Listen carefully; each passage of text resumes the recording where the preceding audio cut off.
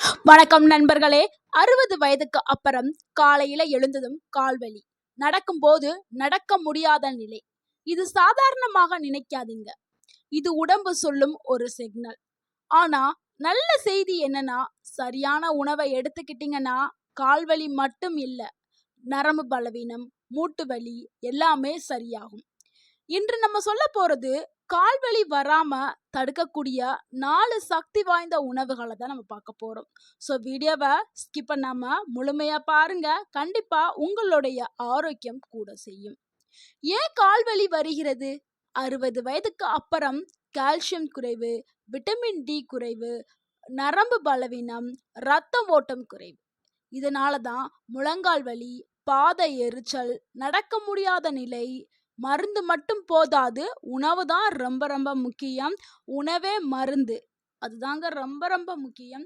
உணவே மருந்து கான்செப்ட்ல தான் இந்த வீடியோவும் நம்ம போட்டுட்டு இருக்கோம். ஸோ இதனால எந்த ஒரு பக்க விளைவும் ஏற்படாது. முழுக்க முழுக்க உடல் முழுக்க ஆரோக்கியத்தை மட்டுமே கொடுக்க செய்யும். இதுல நம்ம முதலாவதா பார்க்கக்கூடிய உணவு என்னன்னா கருப்பு உளுந்து. அது கருப்பு உளுந்து தான் நம்ம முதலாவதா பார்க்க போறோம். இது எலும்புகளுடைய ஒரு இரும்பாக்கக்கூடிய ஒரு உணவா இருக்குது. இதனுடைய நன்மைகளை தெரிஞ்சுக்கலாம்.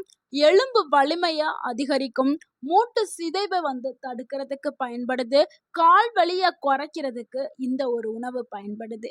இதை எப்படி சாப்பிடுவது? உளுந்துல உளுந்தங்கஞ்சி, உளுந்த வடை, உளுந்த அடை, களி, இந்த மாதிரியான வெரைட்டியை நீங்கள் செஞ்சு எடுத்துக்கலாம். வாரத்துக்கு நீங்கள் 3 முறை எடுத்துக்கிட்டா போதும். உங்களுடைய உடல் எப்பொழுதுமே ஆரோக்கியமாக இருக்கும்.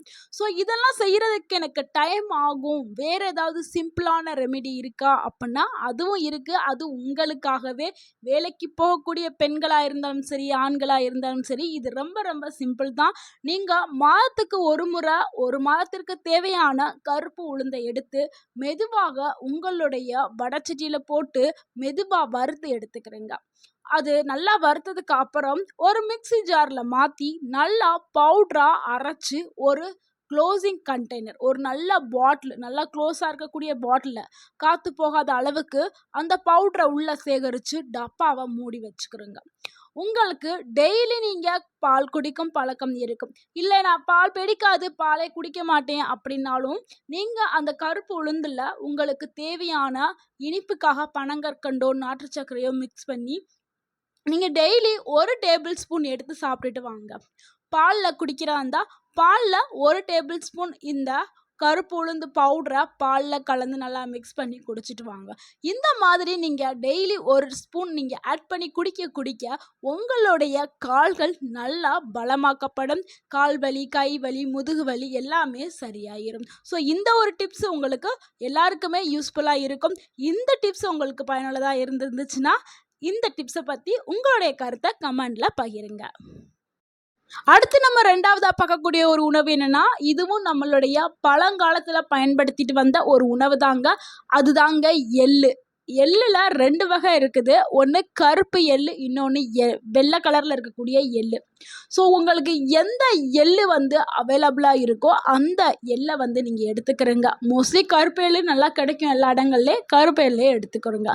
அதில் கால்சியம் சத்து நிறைஞ்சு போயிருக்கு. ஸோ கால்சியத்துடைய பவர் ஹவுஸ் அப்படின்னு சொல்லலாம் எள்ளில்.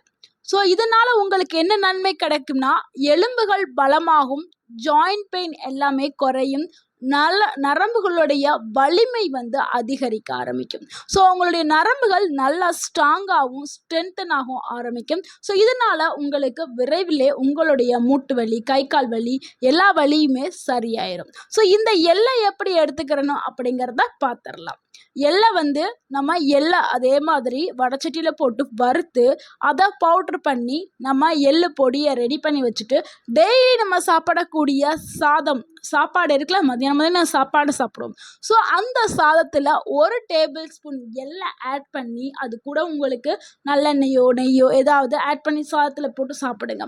ஸோ இந்த மாதிரியும் சாப்பிடலாம். இல்லைங்க எனக்கு சாதத்தில் போட்டு சாப்பிட பிடிக்காது, இல்லை அதை நான் எடுத்துகிட்டு போக முடியாது அப்படின்னா டெய்லி ஒரு எள்ளில் செஞ்ச லட்டு கடையிலே கிடைக்கும், எள்ளு உருண்டைன்னு சொல்லுவோம்ல, அந்த எள்ளு உருண்டை.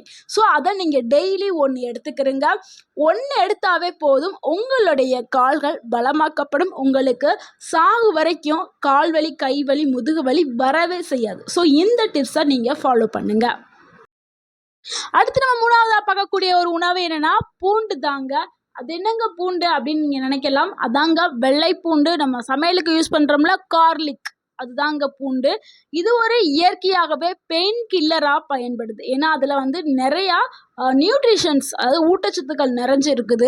அது வந்து நம்மளுக்கு வலிகளை போக்கக்கூடிய நிவாரணியும் அதில் இருக்குது. ஸோ அதனால் எல்லா வலியுமே சரி பண்ணுறதுக்கு பூண்டு வந்து பயன்படுது. இது வந்து சாப்பிட்ட உடனே உங்களுக்கு உடலில் என்ன நடக்கும்னா ரத்த ஓட்டத்தை அதிகப்படுத்தும். உங்கள் கால்கள் கைகளில் இருக்கக்கூடிய வலிகளை குறைக்கிறதுக்கு பயன்படும். கால் வலியை குறைக்கிறதுக்கு பயன்படும். ஸோ இன்ஃப்ளமேஷனை வந்து குறைக்கும். இதை எப்படி சாப்பிடலாம்னா காலையில வெறும் வயிற்றுல 2 பூண்டு சாப்பிட்றது ரொம்ப ரொம்ப நல்லது. ஸோ பச்சையா தான் சாப்பிடணும். பச்சையா டைரக்டா அப்படியே கடிச்சு சாப்பிட வேண்டாம். பச்சையா அந்த 2 பல் பூண்டையுமே நசுக்கி கொஞ்ச நேரம் கையில வச்சுட்டு, உங்களுடைய கையில ஒரு 5 நிமிஷம் வச்சுட்டு அதுக்கப்புறம் சாப்பிடுங்க. இல்ல அப்படியும் எனக்கு பச்சை பூண்டு சாப்பிட எனக்கு பிடிக்காது அப்படிங்கிறவர்களுக்கு ஒரு சின்ன டிப்ஸ் நான் கொடுக்குறேன். நீங்க வடச்சட்டியில போட்டு பூண்டை வறுத்துட்டு, நீங்க 2 பூண்டு டெய்லி வடச்சட்டியில் போட்டு வறுக்க முடியாது. அதனால வந்து ஒரு வாரத்துக்கு தேவையான பூண்டை வறுத்து உங்கள் டப்பாவில் ஸ்டோர் பண்ணி வச்சுக்கிறீங்க. ஸோ டெய்லி 2 பூண்டு காலையில் வெறும் வயிற்றில் சாப்பிட்ருங்க. ஸோ இது மாதிரி நீங்கள் 15 நாட்கள் நீங்கள் தொடர்ந்து சாப்பிட்டு வந்தாவே ஒரு நல்ல மாற்றம் உங்களுக்கு ஏற்பட ஆரம்பிக்கும். அடுத்து நம்ம 4வதா பார்க்கக்கூடிய ஒரு உணவு என்னன்னா அதுதாங்க ராகி. அதாவது நம்ம சொல்லுவோம் கேழ்வரகு. கேழ்வரகுல என்ன பண்ணுவோம், கூழ் எல்லாம் செய்வோம்ல. இதுல வந்து நிறைய என்ன இருக்குன்னா கால்சியம் சத்து நிறைஞ்சு போய் இருக்குது கேழ்வரகு. இதுவும் நம்மளுடைய முன்னோர்கள் பயன்படுத்திட்டு வந்த ஒரு முக்கியமான ஒரு உணவு தான். இது நம்மளுடைய பாரம்பரிய ஒரு உணவு தான். ஸோ திருப்பி நம்ம எல்லாருமே இதை பயன்படுத்தணும். ஏன்னா இதில் கால்சியம் நிறைஞ்சிருக்குது. இதனால நம்மளுக்கு என்ன நன்மைகள் கிடைக்கும்னா எலும்புகளுக்கு ஒரு டென்சிட்டி வந்து அதிகரிக்கும், உடல் பலமும் அதிகரிக்கும். வயதானவர்களுக்கு ஒரு சிறந்த உணவாக கேழ்வரகு கருதப்படுது. ஸோ அதில் வந்து நம்ம என்ன இருக்குன்னா கேழ்வரகுல கூழ், கஞ்சி இந்த மாதிரி செஞ்சு எடுத்துக்குவோம். இது நம்ம தினமுமே ஓரளவு ஒரு கப் நீங்கள் செஞ்சு எடுத்து குடிச்சுக்கலாம். ஒரு கப் கூழோ இல்லை ஒரு கப் கேழ்வரகு களியோ செஞ்சு நீங்கள் எடுத்து டெய்லி நீங்கள் குடிச்சிட்டு வரலாம், உணவில் சேர்த்துக்கலாம். ஸோ இந்த மாதிரி நீங்கள் இந்த உணவுகளை நீங்கள் தொடர்ந்து எடுத்தாவே போதும். உங்களுடைய முழு உடலுமே ஆரோக்கியமாக்கப்படும். அந்த கால்சியம் குறைபாடே இருக்கவே செய்யாது. இது கூடவே நீங்கள் சில டிப்ஸ்களையும் ஃபாலோ பண்ணணும். ஏன்னா விட்டமின் டி ரொம்ப ரொம்ப முக்கியம். இந்த கால்சியம் சத்தை உறிஞ்சுறதுக்கே உடலில் வந்து விட்டமின் டி வந்து அவசியம். ஸோ அதுக்காக சில டிப்ஸை நான் கொடுக்குறேன். இதையும் நீங்கள் ஃபாலோ பண்ணுங்க. தினமும் நீங்க 20 நிமிஷம் வந்து உடற்பயிற்சி செய்யணும். அதாவது நடைப்பயிற்சி செய்யுங்க. முடியாதவங்க வீட்டிலே இருந்து சேர்ல செய்யக்கூடிய சில எக்ஸசைஸ்லாம் பண்ணுங்க. நம்ம வீடியோவிலே போட்டிருக்கோம். நடைப்பயிற்சிக்கு பதிலாக செய்யக்கூடிய சில எக்ஸசைஸ், அந்த வீடியோ போய் பாருங்க. காலையில சூரிய ஒளியில கண்டிப்பாக நீங்க ஒரு 10 நிமிடமாவது நிற்கணும். சூரிய ஒளியில நின்றாதான் உங்களுக்கு ஃப்ரீயா விட்டமின் டி வந்து உங்க உடலுக்கு கிடைக்கும். எல்லா உணவுகள்லையுமே விட்டமின் டி கிடைக்காது. சில உணவுகளில் மட்டும்தான் விட்டமின் டி வந்து இருக்குது.